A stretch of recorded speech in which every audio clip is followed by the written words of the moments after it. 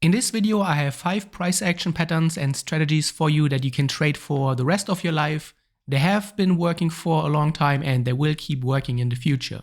So the first one is a demand zone fakeout with the add-on of a stop run, a really interesting pattern that will help you understand trends and turnarounds. So when we look at this chart on the left side, you can see that the market has been falling very strongly, and then it has turned around just as aggressively.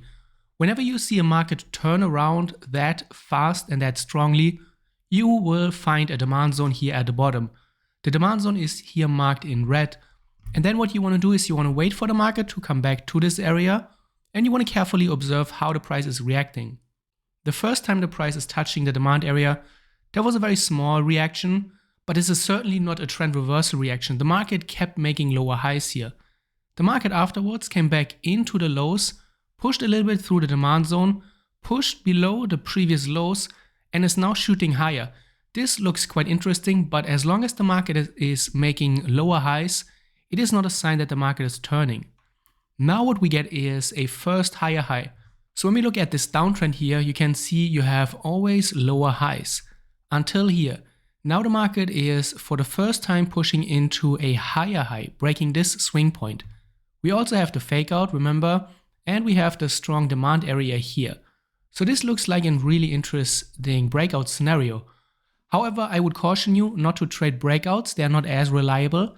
And especially if the price is coming from such a strong run, the likelihood of a reversal or a pullback is quite high. So what I'm doing in my trading, I'm waiting for a pushback into the breakout area. And we can see that here the market is pushing back. It is the inevitable pullback that we have been waiting for. And especially after such a strong move here, you are expecting a pullback.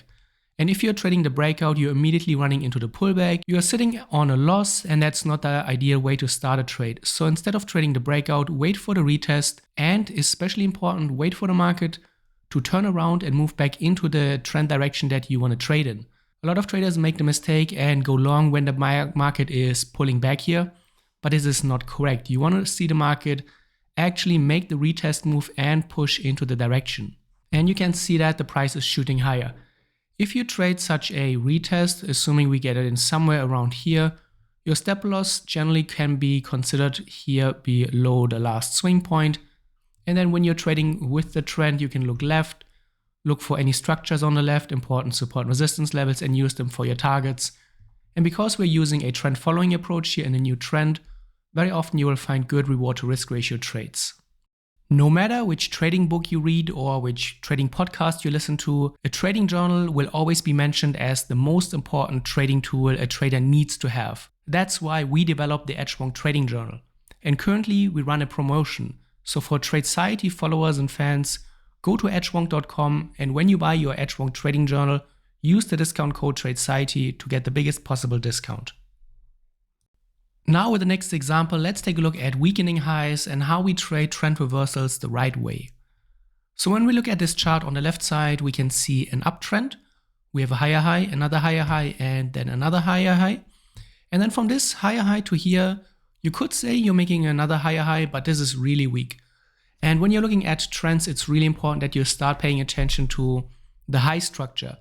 Are the highs and the distance between the highs, is it strong? Is there a large distance between the highs?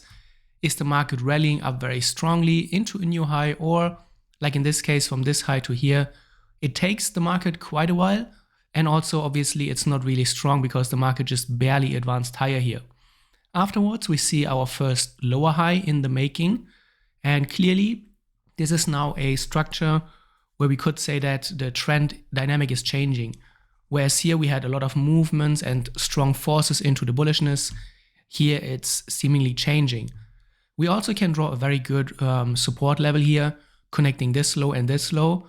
So the market is still making higher lows here. When we look at this low here, here, and here, those are all higher lows, but here you can see the market is making equal lows. As long as the market is not trading into a new lower low, I would not say there is a reason to go short. We do have now signs that the market is weakening and we can start looking for short opportunities, but as long as the market is not fully breaking into a new lower low, it's too premature. What you can also do is add a moving average. This is a 50 period EMA. So an exponential moving average, it's great for trend trading. And you can see that the market is still trading above it. So now we have two areas of confluence that we can use for our trading. We have the low support area here, connecting the two lows, and we have the moving average. Generally speaking, when you're looking for a trend reversal, you want to find multiple reasons to short a market. And we see that here. Very strong breakout here through the moving average. The moving average is also starting to point downwards.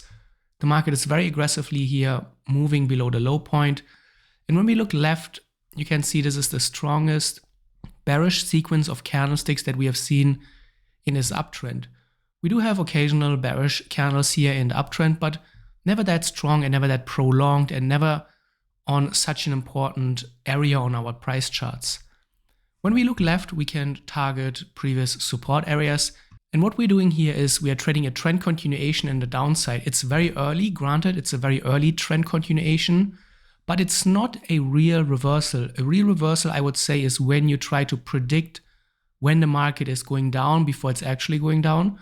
But here the market started to go down, and so we are very early on in a new downtrend, and that is then when we go to the left, we can look for a support area. We pick a very wide target for a good reward to risk ratio, and then the market is trading below the moving average to the downside. One thing to keep in mind here is that you don't need to be early in your trades. A lot of traders try to pick tops and bottoms, but then they run into a lot of false signals. And it's not necessary to pick the top and the bottom. Staying away from a top like this and trying to predict the market turning to the downside is a very risky business. Instead, get into the habit of giving up this first third of the trend. The first third of a trend is not where you want to participate. You want to go for the little bit of a safer part in the middle of a trend. So we stay away from the first part of a new trend and we go for what is in the middle. And that is typically where you find your high probability trades. Now we look at a conventional trend continuation with a pattern entry. So when we look at this, we can clearly identify the bullish trend here. When we look at the highs, the market is making higher highs. When we look at the lows, the market is clearly making higher lows. And how do we find entries now? That's the question. Finding continuation signals into a trend is often not that simple. And the answer is that we are waiting for a well-defined pattern. The clearer you are on what you're looking for and the clearer the pattern, the more repeatable the process is. And that's what it's all about. You want to find repeatable patterns so that you can build a trading strategy around it, you can build rules around that, and then keep trading that pattern day after day. The more clear you are on how the pattern is looking like that you're trading, the better it is. What we see here is that on the way up, the price keeps retesting previous resistance, right? So we have a high point, the market breaks it, comes back, moves higher. The market breaks the previous resistance here, comes back and retests it. And then when the market is pushing into a new high, like it's doing right now, we can identify a cup and handle. The cup and handle is defined by the cup part, which is here the first swing point or the swing part. And it's also here the bottom of the retest. And then the handle part, it's where it gets really interesting. The handle part shows us that the price pulled back away from the previous resistance and it immediately shot up again higher. So at this time, there is no bearishness in the market. The bearishness was here very, very obvious. The bearishness took the price down, but the market bounced here. This time, the market moved lower, but the buyers stepped in immediately and there were not a lot of sellers in the market here to drive the price down further. And that shows us that the buyers are really dominant here in the market. And you always want to look for those little clues, how the price is trading into a level, around a level, away from a level. And then here the strong breakout is ideal. At this point, this is a high probability long entry. And then you can see the new uptrending phase is started here after the cup and handle phase. And this is how you find good trend following entries. Now let's take a look at the concept of breakouts versus fakeouts, because that's where a lot of traders struggle. What we see here is that the market on the left side has been in an uptrend. The market peaked here, moved lower, and is now coming back into the level. And what you can see is what I just mentioned. The market is coming back into the level sooner and sooner. And here we have a breakout attempt. Is this a good breakout attempt? I would not say so. First of all, it's very weak. The price is just barely able to crawl above the level. I would say you wait for one more candle for the price to pull into the trend direction before getting into a long, or even better, wait for a breakout and a retest before you go long. The retest signal is a much more high probability signal than the initial breakout. The retest shows you that previous resistance is now turning into support, just like what we've seen in the previous example. What we see here is that traders who go immediately long will have a stop run.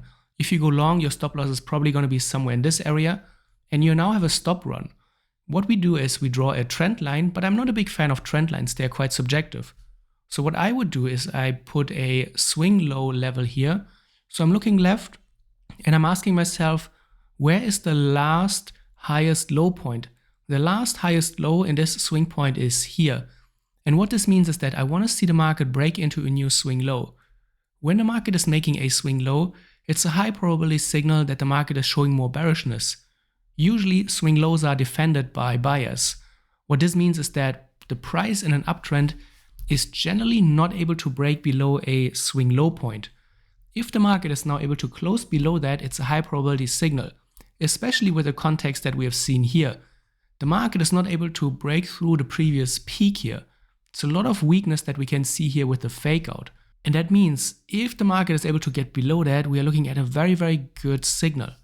What we do is we go from the 4-hour to the 15-minute to observe the breakout of the swing point. So here, last swing low refers to this level that we have drawn on the higher time frame. And what we see now on this intraday time frame, the 15-minute, is we have the breakout and the retest and the continuation. And this is where you find high probability shorts. We can look at the fake out that we've seen on the higher time frame. This one, keep in mind, it's this area here on the lower time frame. Here we had the breakout and no retest. The market started to make lower highs here on the lower time frame. But in this case, it's very different. We have the breakout, the retest, and the market is then successfully pulling away from the level. This is a high probability scenario. We have the higher time frame on our side that is showing us bearishness.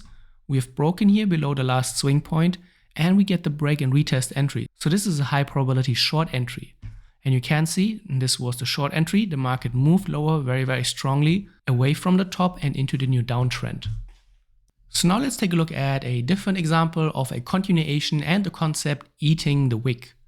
So here we're looking at a strong uptrend, right? The market is moving higher and higher and higher. Here we reach a peak. From the peak to this area, we see very, very strong selling.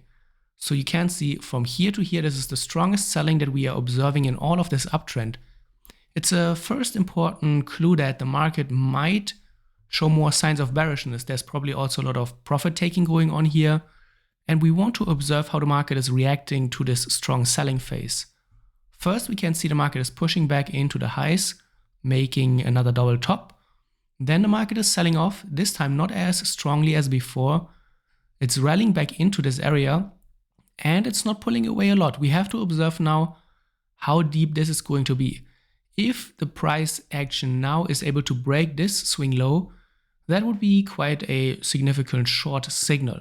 But as long as the market is able to hold above there, it's still leaning more on the bullish side, because when we look left, what has happened? We are in a bullish trend. We cannot forget that. A lot of traders make the mistake of always being in a reversal mindset. This is not good. You don't want to have a contrarian mindset. You want to see what is going on here, and clearly the market is in an uptrend. Therefore, as long as nothing is changing here on a trend perspective and the trend structure is not broken, we remain in a bullish mindset. Here you can see the market never broke here, swing lows, the market kept making higher lows, and we have the strong breakout. A lot of traders will get scared here about the wick. I don't think this is justified. I've been trading for 15 years, and over the years I've recognized that wicks are not really that bad and you should not be scared of them. Acknowledge them, but they are not necessarily a rejection signal if they occur in the right context. If you get scared of wicks, what I would recommend, look at how the market is responding to the wick.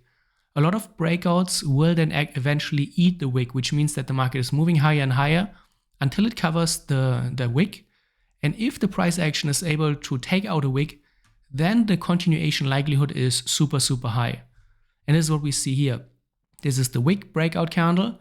We have two candles which close really strongly. At this point, the market has eaten the wick and has fully covered the wick, and then the market moves higher. So if you are a conservative trader, you could wait for this eating the wick signal, and then with time you will start to recognize there's nothing to be scared about when it comes to trading wicks. You might be able to get in earlier and earlier on the breakout, but of course there's nothing wrong with waiting for the market to eat and consume such a wick.